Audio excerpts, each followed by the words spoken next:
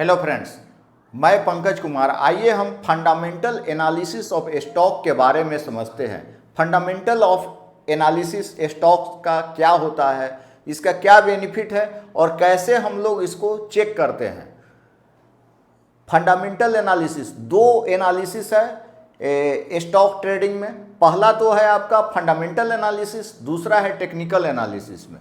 दोनों में कंपैरिजन भी हम जानेंगे और कैसे हम पता करेंगे कि स्टॉक का जो वैल्यू है रियल प्राइस से कम है या ज़्यादा है, ये भी हमको फंडामेंटल एनालिसिस ही बताता है।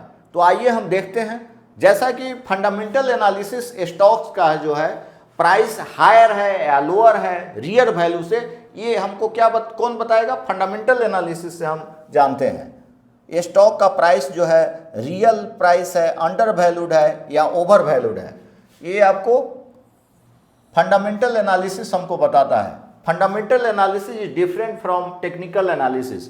कुछ हद तक ये डिफरेंट है टेक्निकल एनालिसिस में, जहाँ की हम टेक्निकल एनालिसिस में हम मार्केट का ट्रेंड समझते हैं, कौन सा पैटर्न बना हुआ है चार्ट में या मोमेंटम कहाँ से आ रहा है, उससे हम एनालिसिस करते हैं। जनरली हम टेक्निकल एनालिसिस जो है आपको शॉर्ट टर्म के लिए करते हैं, लेकिन फंडामेंटल एनालिसिस मिड टर्म या लॉन्ग टर्म के लिए करते हैं। दोनों को कंबाइन करके हम स्ट्रेटजी बनाते हैं स्विंग ट्रेड का। तो आइए हम देखते हैं सब।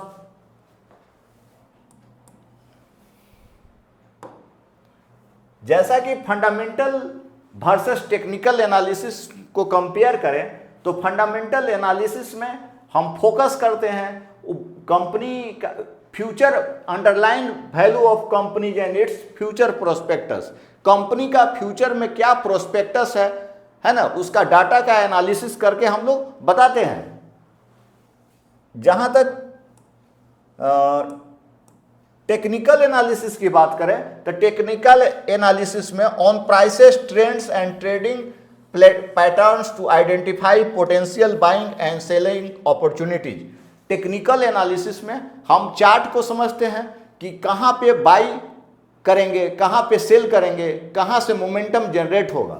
जैसे मान लीजिए कि ये चार्ट हम बनाए, ये प्राइस ऊपर की तरफ जा रहा है, तो कितना, मान लीजिए यहाँ पे कम प्राइस है 100 रुपया, तो 125 रुपया कहाँ आएगा?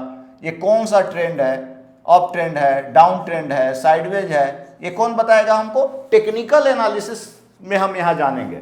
लेकिन कंपनी का फ्यूचर में क्या प्रोस्पेक्टस होगा, कैसी कंपनी बिहेव करेगी, पिछला डाटा देख करके हम बता सकते हैं उसका, वो हम फंडामेंटल एनालिसिस में जानते हैं। मेनी इन्वेस्टर्स, हमको क्या करना है जब हम स्विंग ट्रेड करेंगे या कंपनी में पैसा इन्वेस्ट कर रहे हैं कुछ समय के लिए, तो हम दोनों को कंबाइन करेंगे, फंडामेंटल और टेक्निकल एनालिसिस को। हमको क्या करना है? फंडामेंटल एनालिसिस पे देखना है, fundamental analysis plus technical analysis. Technical analysis दोनों को कंबाइन करके हमको स्ट्रेटजी बनाना है, न कि सिर्फ हम टेक्निकल एनालिसिस ही देखेंगे। आइए हम आगे देखते हैं स्लाइड में। जैसे देखिए,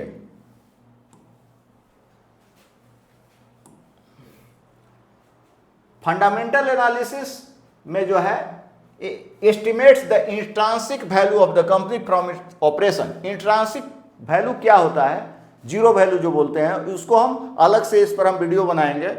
consider many financial estimate and quality factors. बहुत सारा कंसिडर है, फाइनेंशियल स्टेटमेंट्स हम लोग देखते हैं, क्वालिटी फैक्टर्स होते हैं। लॉन्ग टर्म फोकस रहता है। फंडामेंटल एनालिसिस में क्या रहता है? फोकस हमारा लॉन्ग टर्म व्यू रहता है, साल का, 2 साल का, 3 साल का हमको होल्ड करना है स्टॉक, या 9 महीना का होल्ड करना है, तो हम का फंडामेंटल एनालिसिस करते हैं। लेकिन जनरली स्विंग ट्रेड के लिए हमको दोनों एनालिसिस करना है, फंडामेंटल भी करना है, टेक्निकल भी एनालिसिस करना है, तो ज़्यादा बेटर वे में हम स्टॉक से प्रॉफिट निकाल सकते हैं।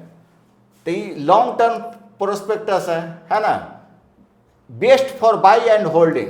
हमको रिजल्ट कब अच्छा मिलेगा? जब हम होल्ड करेंगे कंपनी में। हमको लग रहा है कि शेयर का प्राइस बढ़ेगा, हमको लग रहा है कि शेयर का प्राइस बढ़ेगा, तो मान लीजिए यहाँ पे किसी कंपनी जैसे SBI का मई 2020 में जो प्राइस था 150 रुपया दाम था, ऊपर कहाँ तक गया है 912 तक, अभी घट गया है 800 के करीब है।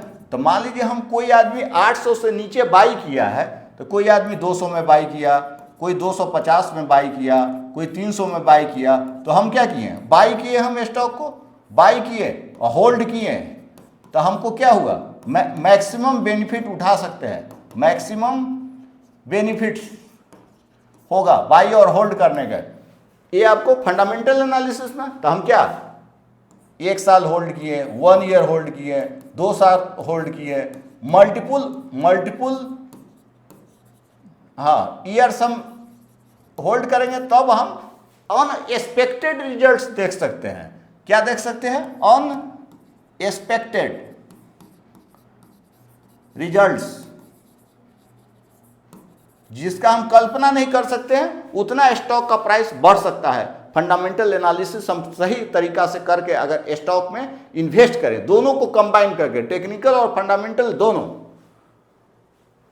टेक्निकल एनालिसिस में क्या होता है, हम लोग प्राइस को देखते हैं, मार्केट का ट्रेंड देखते हैं और साइकोलॉजी, मार्केट का साइकोलॉजी को समझते हैं। यहाँ साइकोलॉजी से भी है कि फियर में मार्केट है, फियर जोन में मार्केट है या ग्रिड जोन में। साइकोलॉजी का क्या मतलब है, ट्रेडिंग साइकोलॉजी का क्या मतलब है, ट्रेडिंग साइकोलॉजी,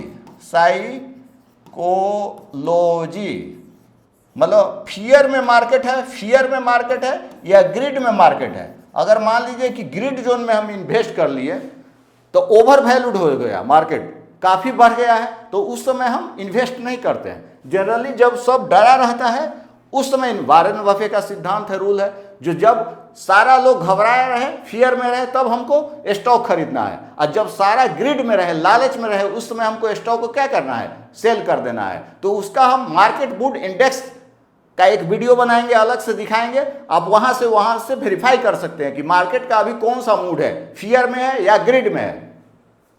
इसी तरह से शॉर्टर टर्म फोकस, हम शॉर्ट टर्म के लिए जनरली टेक्निकल एनालिसिस में फोकस करते हैं। जनरली जो रिटेल ट्रेडर है वो क्या करता है, हमारा व्यू क्या रहता है, शॉर्ट टर्म रहता है, 6 महीना, 9 महीना, साल भर, 2 ऐसा व्यू रहता है।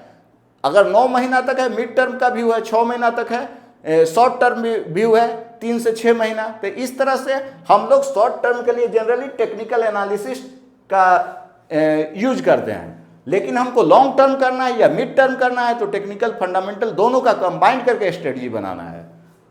तो बेस्ट फॉर शॉर्ट टर्म और स्विंग ट्रेडिंग। तो टेक्निकल एनालिसिस में मस्ट है कि हम स्विंग ट्रेड जब कर रहे हैं तो हम टेक्निकल एनालिसिस में कोई ट्रेंडिंग इंडिकेटर यूज करें या स्ट्रेंथ के लिए कोई इंडिकेटर यूज करें, तो दोनों को कंबाइन करके स्ट्रेटजी बनाएंगे, फंडामेंटल और टेक्निकल को।